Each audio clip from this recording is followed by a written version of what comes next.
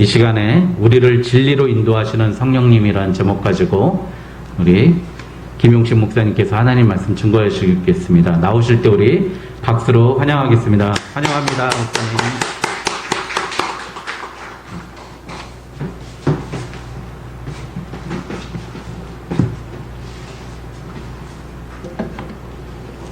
네, 할렐루야, 반갑습니다, 여러분. 예, 우리 할렐루야로 화답할까요? 할렐루야. 할렐루야. 예, 아유, 얼마 만에 뵙는 건지 모르겠습니다. 아, 우리 목사님 찬양 인도하시는데 저는 옆에서 내내 조마조마 지금, 이게, 지금 카메라 2대를 놓고 요 아래쪽은 우리 113대대 한마음교회, 저 위쪽은 105대대 우리 백오교회가 예배를 함께 드리고 있는데요. 저쪽에서만 이쪽이 보이고 저희는 볼 수가 없어요. 그래서 잘 예배가 영상이 송출되고 있는지, 음성이 끊기지 않고 잘 들리고 있는지 계속 체크했는데 쉽지가 않네요, 지금. 예, 우리 105대대는 지금 힘들게 예배를 드리고 있는 중이라 기도가 좀 많이 필요합니다. 오늘 예배는 지금 말씀드렸다시피 제가 섬기고 있는 우리 오포병여단 105교회와 또 한마음교회, 그리고 우리 오포병여단을 위해서, 우리 군성교를 위해서 물심양면으로 불철주야 새벽마다 이렇게 기도해주고 계시는 우리 경기도 양주시 소재 오직예수교회 성도님들과 함께 예배를 드리고 있습니다. 제가 이렇게 봤더니 여기 제가 작년 12월 첫째 주일날 오고 지금 거의 8개월 만에 오게 되었습니다. 너무 자주 못 온 거에 대해서 용서해 주시고요. 아시다시피 제가 작년에는 한마음교회만 섬기다가 올 초부터는 이제 2개 교회를 담임을 맡아서 섬기다 보니까 아침 9시 예배, 10시 반 예배, 이렇게 2번 예배를 드립니다. 그래서 또 보시다시피 실시간 라이브로 예배를 드려야 해서 어떻게 뭐 중간에 이동하면서 할 수도 없고 끊고 갈 수도 없고 이게 되게 시간 내기가 애매하더라고요.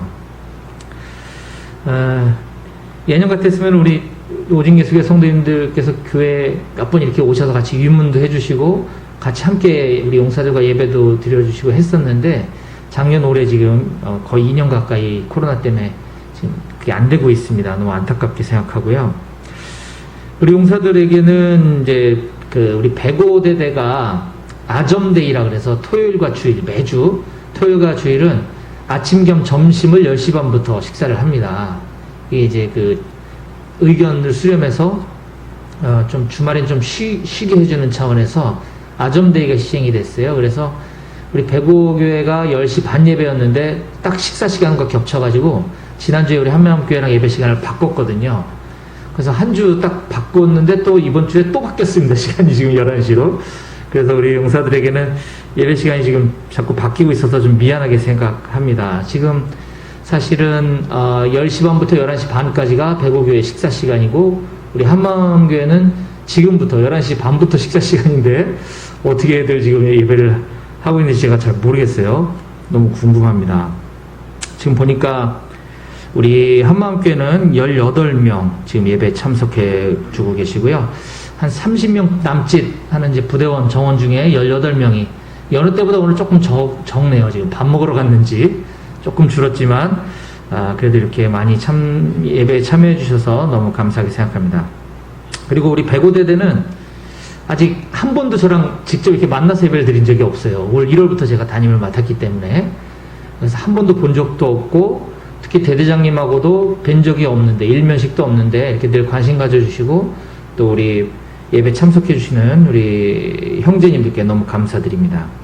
어저께 제가 양쪽 교회 밴드에다가 오늘 예배 11시, 2주 전부터 제가 광고를 했습니다만, 다시 한번 11시 예배라고 이제 공지를 올렸는데, 우리 105대 대장님이 이거 보시고 병력들에게 직접 이렇게 공지해 주셨다는 소식을 제가 들었어요. 아마 이 예배 영상을 나중에 대대장님 보실지는 모르겠지만 이 자리를 빌어서 감사 인사를 드리고 싶습니다. 아까까지는 제가 계속 이 댓글 모니터링을 하면서 지금 영상을 막 맞았는데 지금부터는 설교에 집중할 수 있도록 할 테니까 혹시 영상에 문제가 생기더라도 나중에 예배 끝나고 제가 녹화본을 올릴 수 있도록 그렇게 하겠습니다. 저는 지금 우리 한마음교회와 105교회 장병들을 대상으로 요한복음 연속 강의 설교를 지금 계속 진행해 오고 있습니다. 오늘도 마찬가지로 그 쭉 이어지는 성경 본문에 따라 오늘 요한복음 16장 말씀을 가지고 함께 나누려고 하는데요. 지난주와 지지난주 두 주에 걸쳐서 요한복음 15장 말씀 나눴던 부분을 잠깐 짧게만 좀 리뷰를 해보면, 우선 요한복음은 전체적으로 12장까지는 예수님께서 불특정 다수 회중을 상대로 많은 표적도 행하시고 또 말씀도 전하시면서 사역하시는 장면이 나옵니다. 12장까지는. 그리고 13장부터는 예수님의 12제자들, 핵심 제자들에게 집중하시면서 제자 사역을 시작을 하시게 됩니다. 이건 아마도 이제 예수님의 시간표가 이제 공생의 사역을 마치고 이제 곧 하나님께로 돌아갈 시간표가 얼마 남지 않았기 때문에 이제 예수님 떠나시고 나면 제자들이 그 사역을, 열방을 보고만 이제 마음이 좀 뭐 급하셨다는 표현은 적절하지 않지만 이제 제자들에게 집중하셔야 되겠다라고 이렇게 시작하시는 것 같습니다. 자, 그래서 예수님이 제자 사역을 시작하시면서 제일 처음으로 강조하셨던 부분은 바로 예수님과 제자들, 또 예수님과 우리와 같은 그리스도인들 간의 관계입니다. 이 관계가 가장 중요하다고 그 부분으로 시작을 하시게 되는데, 이 부분을 말씀하시기 위해서 요한복음 15장에서는 포도나무 비유를 들어서 말씀을 가르치고 계십니다. 우리가 너무나 잘 아는 말씀이죠. 포도나무 예화. 예수님께서 포도나무시고 농부는 하나님이신데 우리는 그 포도나무에 붙어있는 가지라는 것이죠. 가지의 존재 목적은 열매를 맺기 위해서고, 가지가 열매를 맺는 조건은 딱 하나의 조건은 포도나무에 붙어있는 것이다 라는 말씀을 해주고 계십니다. 이것은 예수님과 제자들과의 관계가 중요하다는 것을 말씀하시는 거죠. 한번 말씀 보시죠. 15장 4절과 5절입니다. 우리 오늘 16장을 읽었죠. 저는 오늘 16장 1절부터 15절까지 말씀을 쭉 훑을 건데요. 오늘 우리 2절밖에 안 읽었지만 지금 저는 지난 시간 리뷰를 하고 있습니다. 15장 4절과 5절 말씀을 함께 한 목소리로 읽었으면 좋겠습니다. 시작. 내 안에 거하라. 나도 너희 안에 거하리라. 가지가 포도나무에 붙어있지 아니하면 스스로 열매를 맺을 수 없음같이 너희도 내 안에 있지 아니하면 그러하리라. 나는 포도나무요 너희는 가지라. 그가 내 안에 내가 그 안에 거하면 사람이 열매를 많이 맺나니 나를 떠나서는 너희가 아무것도 할 수 없음이라. 아멘. 네. 잘하는 것처럼 가지가 뭐 포도나무에 붙어 있으면 좋고 뭐 안 붙어 있으면 말고가 아니라 가지의 존재 목적은 열매를 맺는 것이라고 분명히 말씀해 주셨습니다. 가지는 반드시 열매를 맺어야 되는데 그러려면 포도나무에 붙어 있지 않을 수 없다라는 것이죠. 그리고 나서 이제 예수님께서는 제자들이 세상으로부터 미움을 받게 될 것이다, 핍박을 당하게 될 것이다 라고 말씀해 주십니다. 15장 18절과 19절입니다. 제가 읽어드리겠습니다. 세상이 너희를 미워하면 너희보다 먼저 나를 미워한 줄을 알라.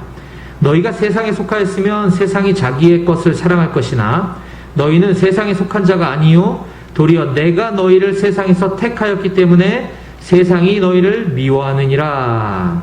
네, 이와 같이 세상이 예수님의 제자들, 우리와 같은 그리스도인들을 미워할 수밖에 없다. 그건 필연이다. 왜냐하면 하면서 한 세 가지를 말씀하고 계시는데, 첫 번째는 그리스도인들은 세상에 속해 있지 않는 사람이기 때문이다. 즉 예수님께 속한 사람이기 때문에 세상이 미워할 수밖에 없다는 말씀을 하시고요. 두 번째는 세상은 하나님을 모르기 때문이다 라고 말씀하십니다. 쟤들이 몰라서 그래 라고 말씀하시는 거죠. 21절이죠. 15장 21절입니다.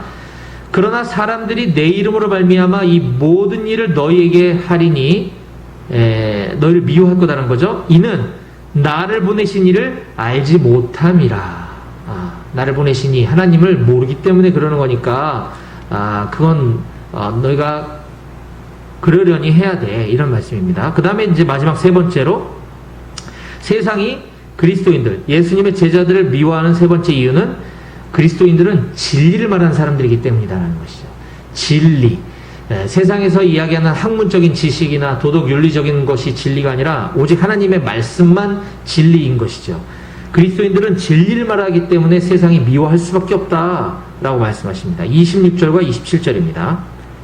내가 아버지께로부터 너희에게 보낼 보혜사 곧 아버지께로부터 나오시는 진리의 성령이 오실 때에 그가 나를 증언하실 것이요 너희도 처음부터 나와 함께 있었으므로 증언하느니라.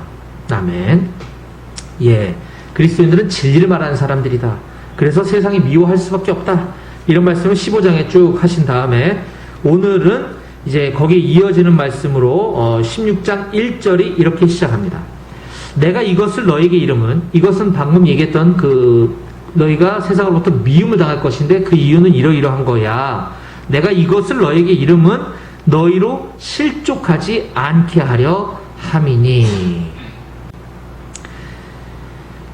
예, 그래서 오늘 저는 요한복음 연속 강의 설교 오늘 50번째 시간입니다. 벌써 1년이 넘는 시간을 지금 1장 1절부터 이어오고 있는데요.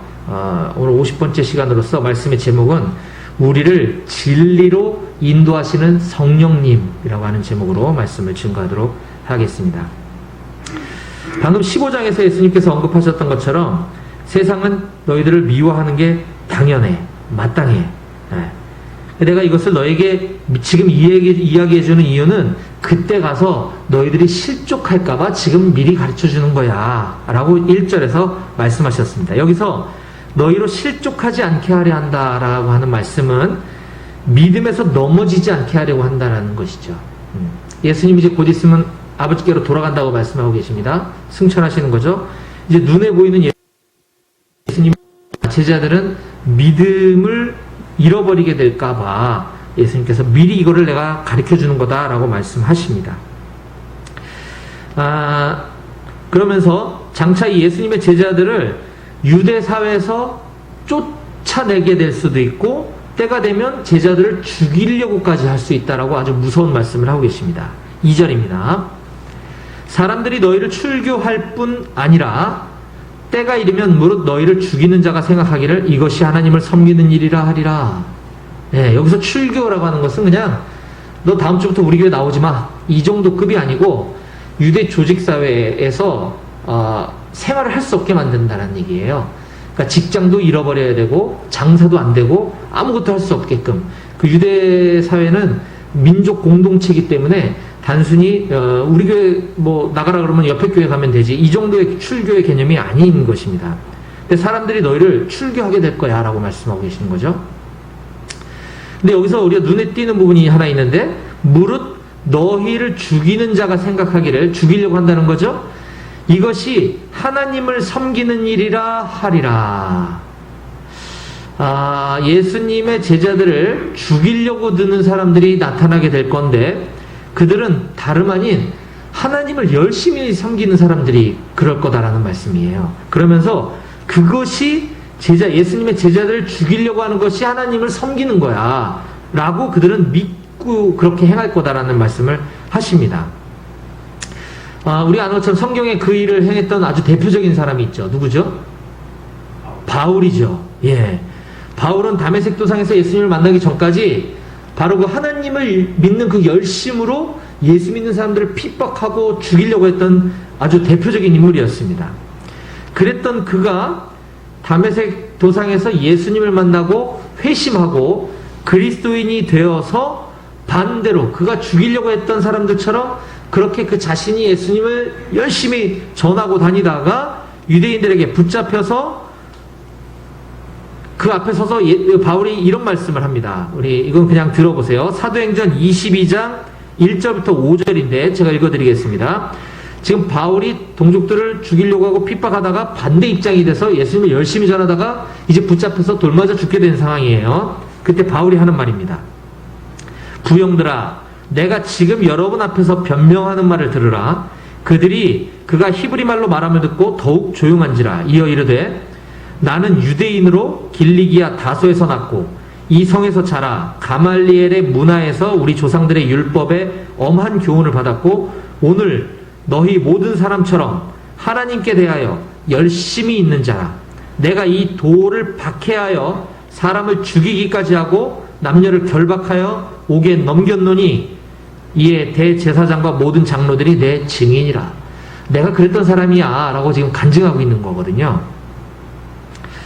예, 지금 이런 믿는 사람들로부터 받는 핍박과 어떤 미움 뭐 이런 것들은 이 신약 성경 시대에만 있었던 것은 아니죠. 오늘날에도 이와 같은 일들은 많이 존재합니다. 우리가 너무 잘 아는 것처럼 뭐 타종교지만 이슬람교도들은 지금 이것도 이제 정치, 교육, 문화 여러 가지 영역에 의해서 이슬람에 대한 어떤 그런 혐오 인식을 많이 바꿔놓고 누그러뜨리기 위해서 굉장히 많은 전략들을 행하고 있는데 사실 이슬람교도들은 우리 성서의 백성들, 즉 유대인들과 기독교인들을 핍박하는 게 그들이 천국 가는 방법이라고 믿고 있는 사람들입니다. 그래서 IS가 등장하는 거거든요. 이 이슬람교도들은 그들이 이 기독교인들을 핍박하고 죽이려고 하고 개종자들을 막 핍박하는 것, 이것이 그들의 신성한 의무라고 믿고 있는데, 이거는 근거 없는 것이 아니라 그들이 보는 경전, 꾸란이죠. 꾸란, 우린 코란이라고 얘기하는데 꾸란에 그런 말씀이 정확하게 있습니다. 꾸란 9장 29절에 보면 하나님과, 이거는 이제 한글 번역본이긴 한데, 하나님과 내세를 믿지 아니하며 하나님과 선지자가 금기한 것을 지키지 아니하고 진리의 종교를 따르지 아니한 자들에게 비록 그들이 성서의 백성이라 하더라도 항복하여 인두세를 지불할 때까지 성전하라. 싸우라는 겁니다. 죽이라는 거예요. 그들은 스스로 저주스러움을 느끼리라. 이거 지어낸 말이 아니고 그들의 경전인 꾸란에 기록되어 있는 말입니다. 뭐 이슬람교도들은 그렇다 치고, 뭐 유대교인들도 그렇다 치고, 교회를 다니는 사람들, 오늘날 교회를 다니는 사람들, 교회를 다닌다고는 하지만 하나님의 말씀을 모르고 하나님을 모르는 채 교회만 다니는 사람들도 이와 같이 하나님을 잘 섬기고 예수 그리스도의 충성스러운 제자로 사는 사람들을 핍박하는 건 오늘도 마찬가지입니다. 아까 그 이슬람교도들이나 유대인들은 참 하나님을 모르기 때문에 그런 일을 행하는 거라고 말씀하셨죠? 마찬가지죠. 교회를 오랫동안 다니고 같은 기독교인이라고 처음에는 반가워하지만 같이 지내다 보면 그렇지 않은 경우를 많이 보게 됩니다. 특히 저는 직장 생활을 하기 때문에 오랫동안 믿지 않는 상사분을 섬겼던 적도 있고요. 또 기독교 2단인 또 직장 상사를 섬겼던 적도 있고, 또 믿는 크리스찬 상사님 만났던 적도 있습니다. 그런데 제가 나름대로는 신앙생활 열심히 하는 거를 막 이렇게 티내면서 직장생활을 하긴 하지만 그래도 나름 일터에서 일을 열심히 했기 때문에 믿지 않는 사람들이나 뭐 이단도 심지어 저를 대놓고 핍박하지는 못했어요. 우회적으로 압박을 하고 했던 적은 많이 있었지만 직접적으로 대놓고 할 수 있는 명분이 없는 거죠. 그랬었는데 소위 그리스도인이라고 하는 직장 상사를 모실 때는 어떻게 보면 저도 약간 경계가 좀 이렇게 무장 해제가 됐는지도 몰라요. 믿는 분이다 보니까 저의 이 신분을 드러내버리는 거죠. 제가 직장 선교사고 제가 일터 사역을 하고 있는 사람이라는 걸 이제 너무 잘 이야기해서 그런지 오히려 죽도록 일만 하기를 바라고 그것이 하나님의 뜻이다라고 강요하고, 제가 선교단체에 사역하고 있는 거 알면서도 굉장히 눈치를 주고 이랬던 적이 있습니다. 그리고 뭐 지금 요즘은 그런 분들 거의 없지만 회식 자리에서도 제가 예수님 믿기 때문에, 제가 그리스도인이기 때문에 술 대신 사이다로 받겠습니다, 이렇게 얘기하면 오히려 믿지 않는 사람들은 저를 보호해줘요. 신앙은 지켜줘야 된다고 막 이걸로 따라주라고 이렇게 하는데 오히려 믿는 사람들이 더 힘들게 합니다. 너만 교회 다니냐? 우리 아버님도 장로님이시다. 심지어 나도 집사다. 뭐 이러면서 굉장히 힘들게 하는 건 오히려 믿는 사람들이 그런 경우를 더 많이 보게 됩니다. 별로 인정하고 싶지 않지만, 그리고 뭐 별로 이렇게 받아들이고 싶지 않아도 저와 여러분들이 삶의 현장에서 예수 그리스도의 제자로 살아가다 보면 우리를 힘들게 하는 사람들은 오히려 교회 다니는 사람이다라는 걸 우리가 직간접적으로 많이 경험하게 됩니다. 그럴 때 오늘 주님께서 하시는 이 말씀이 여러분들에게 위로가 되길 바랍니다. 3절 말씀을 같이 함께 읽어보겠습니다. 16절. 그들이 이런 일을 할 것은 아버지와 나를 알지 못함이라. 아멘. 네. 뭐 오늘 요한복음에 나오는 이 정도 급은 아니어도 우리가 삶의 현장에서 그리스도인으로 커밍아웃하고 드러내놓고 우리가 그렇게 살아갈 때 때로는 믿는 사람들이든 믿지 않는 사람들이 우리를 힘들게 할 때 주님께서는 그들이 너희들에게 이렇게 하는 것은 하나님 아버지와 나 예수 그리스도를 알지 못하기 때문에 그러는 거야 라고 하는 말씀입니다. 지금 예수님께서는 이처럼 제자들이 자기 동족들인 유대인들로부터 출교를 당하게 되고 죽음을 위협받는 상황이 도래하는 등 이런 일들이 이제 오게 될 거다라고 하는 이런 말씀을 하시는 이유에 대해서 좀 더 구체적으로 4절 이하에 이렇게 설명해 주십니다. 오직 너희에게 이 말을 하는 것은 너희로 그 때를 당하면 내가 너희에게 말한 이것을 기억나게 하려 함이요 처음부터 이 말을 하지 아니한 것은 내가 너희와 함께 있었음이라. 지금 내가 나를 보내신 이에게로 가는데 너희 중에 나더러 어디로 가는지 묻는 자가 없고 도리어 내가 이 말을 함으로 너희 마음에 근심이 가득하였도다.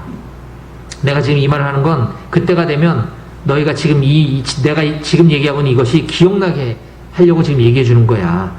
근데 내가 처음부터 그 얘기를 하지 않았던 것은 내가 너네와 함께 있었기 때문이지.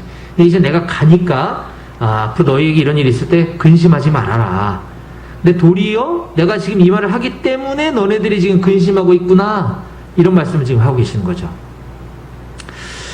입장 바꿔 생각해보면 우리도 그럴 수 있을 것 같아요. 지금 우리 스승님만 바라보고 살아왔는데 지금 뭐 집도 절도 다 버리고 절은 아니겠지만 다 버리고 스승을 따랐는데 스승이 자꾸 어디 간다 그러지. 스승이 없으면 이제 너네들 핍박당할 거라 그러지. 그럼 근심하지 않을 수 없겠죠. 네, 당연한 것 같아요. 근데 오히려 그것이 너네들에게 유익이다라는 아리송한 말씀을 하십니다. 7절입니다. 그러나 내가 너희에게 실상을 말하노니 내가 떠나가는 것이 너희에게 유익이라. 내가 떠나가지 아니하면 보혜사가 너희에게로 오지 아니할 것이요 가면 내가 그를 너희에게로 보내리니. 예수님이 가셔야 하나님 아버지께로 가셔야 보혜사가 오시게 될 건데 그래야 그게 너희들한테 유익한 거다라고 말씀하시면서 드디어 이제 오늘의 주인공인 보혜사 성령님을 등장시켜서 설명해 주고자 하십니다. 바로 오늘의 주인공 보혜사 성령님. 오늘 저는 이 말씀을 좀 드리고 싶은 건데 사실 보혜사 성령님에 대해서는 예수님께서 14장에도 언급하셨고요. 15장에서도 말씀하시고 또 16장에서도 반복해서 계속 말씀해 주고 계시는 겁니다. 14장 16절과 17절 그리고 25절 26절 15장에서는 26절과 27절 그리고 오늘 16장에서는 7절 이하에 계속해서 하시는 말씀이 바로 이 성령님에 관한 부분이거든요. 근데 당시 제자들은 이 성령님에 대해서 이야기가 굉장히 어려웠던 것 같아요. 물론 오늘날 우리도 마찬가지인 것 같습니다. 자, 그러면 뭐 지나간 거 어차피 겹치는 부분이니까 오늘 16장에서 예수님은 성령님에 대해서 무엇을 가르쳐 주려고 하시는가? 예, 오늘 성령님의 역할 중에서 예수님 특별히 강조하고 싶으셨던 말씀의 주제는 성령님의 사역 중 세상을 책망하시는 일에 대해서 말씀해 주고 계십니다. 성령님은 세상을 책망하시는 분이시다. 8절입니다. 그가 와서 죄에 대하여 의에 대하여 심판에 대하여 세상을 책망하시리라. 예. 이건 마치 세상이 잘못됐고 세상은 나쁘니까 성령님 오셔서 세상을 끝장내 주실 거야. 이런 뜻이 아니라, 세상을 뭐 야단치고 뭐 이런 부분도 물론 있지만 더 중요한 건 그 부분을 바로잡아 줄 거라는 말씀인데 이걸 우리가 좀 다른 번역본으로 보면 이해가 좀 더 쉽습니다. 현대인의 성경은 이렇게 기록하고 있어요. 그분이 오시면 죄와 의와 심판에 대하여 세상이 잘못 생각하고 있는 점을 깨우쳐 주실 것이다. 세상이 잘못 생각하고 있는 점을 깨우쳐 주실 것이다. 근데 이게 또 좀 아리송하죠? 죄와 의와 심판에 대하여 세상이 잘못 생각하고 있다는 게 도대체 무슨 말이야, 이게. 그 부분에 대해서 이제 또 친절하게 9절, 10절, 11절에 쫙 풀어서 또 설명을 해주셔요. 자, 9절. 죄에 대하여라 함은, 죄에 대하여 세상이 잘못 생각하고 있는 점을 깨우쳐 주실 건데, 그 죄에 대하여라 함은 그들이 나를 믿지 아니함이요. 즉, 죄는 우리가 생각하는 그런 죄, 즉 하지 말아야 될 것을 하거나 또는 반드시 해야 되는데 하지 않는 것, 뭐 예를 들면 부모님께 반드시 효도해야 되는데 효도하지 않는 것, 이런 거 다 죄죠. 또 우리가 행동으로 짓는 죄뿐만 아니라 생각으로 짓는 것들, 이런 것들도 다 죄라는 건 모두가 다 동의합니다.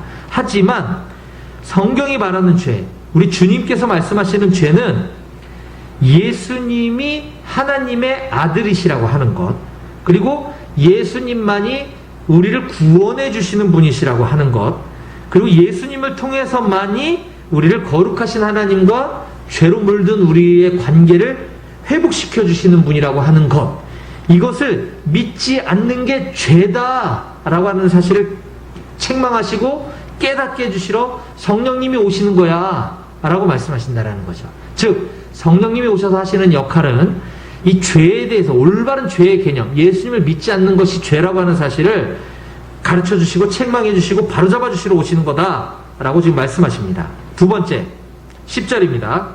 같이 함께 읽어볼까요? 10절 시작. 의에 대하여라 함은 내가 아버지께로 가니 너희가 다시 나를 보지 못함이요. 아멘. 의에 대하여라 함은 내가 아버지께로 가니 너희가 나를 다시 보지 못하는 것이야. 이것도 어려운 말이죠. 그동안에 우리가 구원받기 위해서는 우리의 의의를 쌓아야 된다라고 생각해 왔다는 거죠. 지금도 기독교 바깥에 있는 사람들은 다 그렇게 믿고 있습니다.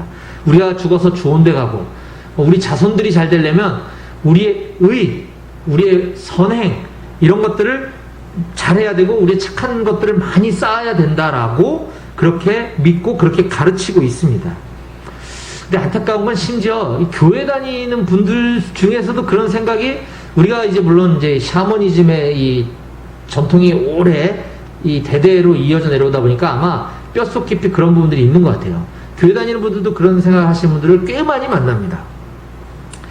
제가 전도하다가 만난 분들 중에 자기가 또 교회를 다닌다, 그리스도인이다라고 얘기하시는 분들 중에, 심지어 교회의 직분자라고 하시는 분들 중에서도 지금 죽으면 혹시 천국 갈 마음의 확신, 믿음이 있으시냐고 물어보면 못 간다고 믿는 분들이 많아요. 지금 죽으면 못 가지. 왜 그러시냐고 물어보면 내가 지은 죄가 많아서. 이런 얘기 대답을 은근히 많이 듣습니다. 잘못된 거죠. 바로 성령님이 오셔서, 그분 아직 성령님 만나지 못하신 것 같아요.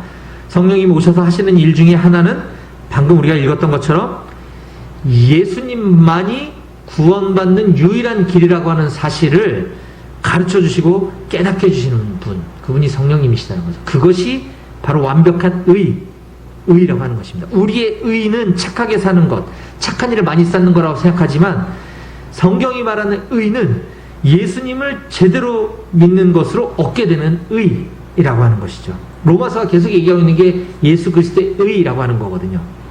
우리 안에는 구원받을 만한 의로움이 전혀 없습니다. 앞으로도 절대 있을 수 없습니다. 네.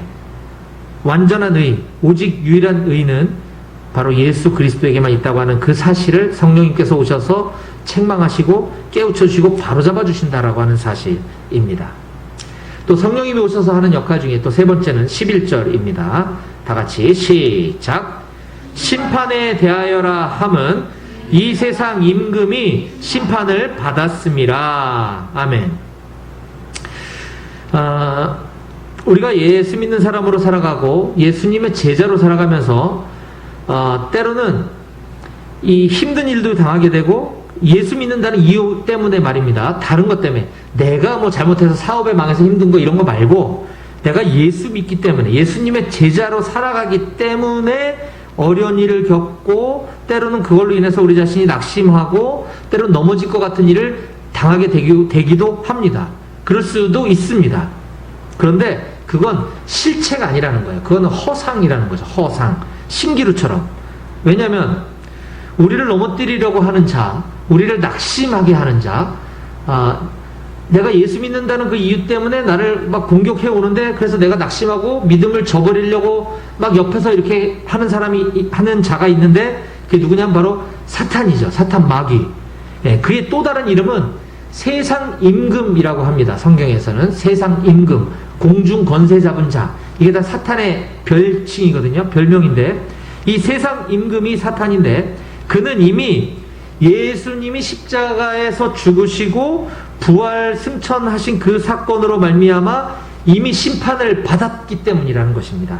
과거 완료, 이미 끝났다. 그거는 심판에 대하여라 함은 이 세상 임금, 즉 사탄이 심판을 받았음이라. 아멘. 예, 사탄은 이미 끝난 거예요. 근데 우리는 속는 거죠. 사탄은 우리를 넘어뜨리려고 합니다. 예수 믿는다는 이유만으로 쓰러뜨리려고 합니다. 근데 사탄은 이미 심판 받아버렸기 때문에 아무리 그래봐야 그건 진실이 아니다. 거짓이다. 속지 마라. 성령님께서 오셔서 그걸 깨우쳐 주시려고 오시는 거다 라고 하는 사실입니다. 성령님에 대해서는 참 하고 싶은 말이 많습니다. 이게 참 하물며 우리 주님은 오죽하셨겠어요. 예. 그동안 우리 한국교회뿐만 아니라 전 세계의 많은 교회들이 성령님에 대해서 참 많이도 오해를 했습니다. 성령님이 오시면 마치 어느 날 갑자기 목소리도 막 이렇게 경건하게 바뀌어야 되는 줄 알고, 예, 그렇게 설교하시는 분들도 많으시죠. 예. 또는 우리가 상상하는 그 어떤 경건의 모양이 있습니다. 우리가 상상하는 경건의 모양, 그렇게 이런 뭐 행동이나 자세들이 바뀌어야 되는 줄 알고 그렇게 오해했던 적이 있습니다. 제가 이거 뭐 탓하는 건 아니지만 한국교회 부흥을 이끌었던 우리 한국교회 1세대, 전 세계에서 가장 큰 교회를 일궈냈던 조모 목사님을 닮고 싶어서 그분처럼 되고자 이 교회 부흥에 대한 꿈을 가지고 많은 목사님들이, 예전 목사님들입니다. 예전 목사님들이 조영규 목사님의 그 말투와 설교 어투를 따라하는 목사님들이 상당히 많았다는 얘기를 제가 직접 듣고 보았습니다. 성대모사도 아니고. 네. 또 제가 예전에 다니던 어떤 교회 목사님의 아버님이 돌아가셔가지고 장례식장에 갔었는데, 거기 오신 많은 조문객들 분들 중에 제가 딱 보니까 알겠더라고요. 아, 저분은 목사님이시구나. 그분이 처음부터 그런 말투와 그런 이렇게 자세와 이런 거 아니었을 텐데 너무 표가 딱 나더라고요. 그런 게 성령 충만, 그런 게 성령님이 내주하시는 외적 모습이 아닌데 말입니다. 물론 저는 그분들이 그게 다라고 생각하고 싶지는 않습니다. 하지만 우리는 성령님이 오시면 마치 그렇게 돼야 된다라는 오해 아닌 오해가 있었던 것도 사실입니다. 또 성령님이 오시면 아픈 것도 다 나아야 되는 줄 알았습니다. 네, 우리가 나의 질병을 해서 기도해야죠, 당연히. 또 우리 가족, 또 뭐 가까운 지인들의 아픈 부분이 있다면 우리가 당연히 기도해야 합니다. 근데 난 열심히 기도했는데 안 나면 내가 믿음이 없어서 이렇게 합니다. 자꾸 이 스스로에게 막 자책하게 만드는 그런 신앙이 없지 않아 있었다라고 하는 것입니다.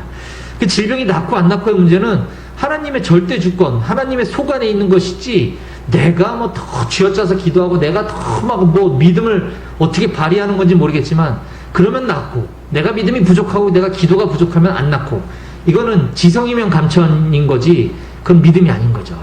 그렇게 따지면 사도 바울도 자기 몸의 가시, 육체의 가시를 제거해달라고 3번이나 하나님께 구했는데 내 은혜가 내게 족하다라고 하면서 못 고쳤어요. 안 낫거든요. 그럼 사도 바울 믿음 없었냐? 아니라는 것이죠. 우리 성령님이 오시면 당연히 아프던 게 나아야 되는 줄 알았는데 아닐 수도 있다라는 것입니다. 또 성령님이 오시면 기도할 때 갑자기 혀가 돌아가고 막 뭐 알지 못하는 방언으로 기도해야지만 성령님이 나 안에 오시는 줄 알았는데 그렇지 않을 수도 있습니다. 그럴 수도 있고요. 이 모든 것들은 일부 교단에서 이게 잘못 가르치는 은사 위주의 신앙, 은사주의, 은사 위주의 성령론, 성령 사역, 이런 것들 때문에 우리가 그렇게 오해왔던 것이 사실입니다. 우리가 성령 받았다, 성령님이 임했다 라고 하면 예전에 없던 어떤 능력, 파워, 막 이런 게이지가, 어떤 파워 게이지가 쫙 올라가야 되는 줄 알았습니다. 내 삶에 어떤 신비스러운 일이 일어나는 게 성령 받은 표시인 줄 알았습니다. 근데 그건 오해입니다. 오해. 저도 한때 그런 성령 체험, 그럴 수도 있습니다. 이건 제가 지금 얘기하는 것은 모든 걸 부정하는 것이 아니에요. 그럴 수도 있습니다. 하지만 그게 아니라고 해서 성령님이 오시지 않았거나 내가 성령 체험을 못한 것이 아니다라는 말씀을 드리고 싶은 겁니다. 저도 한때 이런 성령 체험을 사모했던 적이 있고, 방언의 은사, 예언의 은사, 치유의 은사를 사모했던 적이 있었습니다. 근데 우리가 반드시 잊지 말아야 될 것은, 성령은 어떤 파워, 능력이 아니라 인격이신 분이라고 하는 사실입니다. 성령님은 인격이십니다. 그래서 성령님이 우리 안에 오시면, 성령님께서 우리 안에서 일하시기 시작하시면 우리는 성령에게 실제가 되어져서 읽혀지고 그것이 깨달아지는 은혜가 임하게 됩니다. 이게 놀라운 성령 체험이에요.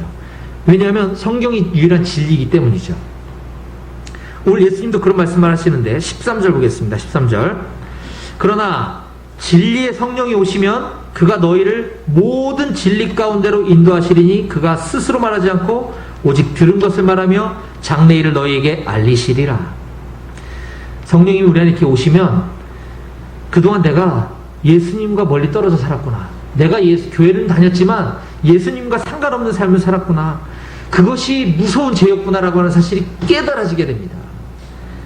그래서 그 죄로 인한 깊은 곳에서 탄식이 우러러 나옵니다. 이게 회개죠, 회개. 성령님 만나고 나서 그렇게 제가 통곡하면서 정말 오열을 하면서 회개했던 적은 아마 없을 겁니다. 우리가 회개기도 한다고는 하지만 그냥 말로 그냥 퉁치어버리는 경우가 많죠. 우리가 물론 수시로 기도해야 되기 때문에 뭐 수시로 오열할 수는 없겠지만 정말 우리가 죄가 깨달아졌다면 성령님이 역사하시는 거다라고 하는 사실을 믿으셔도 됩니다. 또 진짜 성령님을 만나고 나면 말투가 바뀌고 어떤 파워가, 능력이 장전되는 게 아니라 예수님이 진짜 실질적으로 깨달아지게 됩니다. 실제가 됩니다. 예수님이. 성령님께서 하시는 가장 중요한 역할은 예수님의 영광을 드러내주는 일이라고 오늘 말씀하고 계시기 때문이죠. 14절입니다. 그가 내 영광을 나타내리니 내 것을 가지고 너희에게 알리시겠습니다. 성령님이 오시면 예수님의 영광이 드러나게 됩니다. 예수님의 영광이 깨달아지게 됩니다. 예수님의 영광을 경험한 사람은 어떻게 될까요? 예수님 위해서 살지 않을 수가 없는 거죠. 그거는 뭐 다시 학교 가라 이 얘기가 아니고요. 직분과 상관없이 내가 누구를 만나든 예수님을 소개하지 않을 수 없고 내가 예수님의 영광을 위해서 살지 않을 수 없게 된다는 것입니다. 나의 삶 전체가 그냥 예수님을 위한 삶이 돼버리고 만다는 것이에요. 그래서 오늘 요한복음 16 말씀하고 계시지만 이제 잠시 시간이 지나면 예수님 십자가에 달리시고 부활 승천하시게 될 텐데 지금 요한복음 16장으로부터 조금 시간이 지난 다음에 이제 이 모든 구속 사역을 다 마치시고 승천하시기 바로 직전에 거기 모여있는 제자들에게 예수님이 이런 말씀을 하십니다. 제가 늘 강조하는 말씀 중에 하나인데요. 사도행전 1장 8절이죠.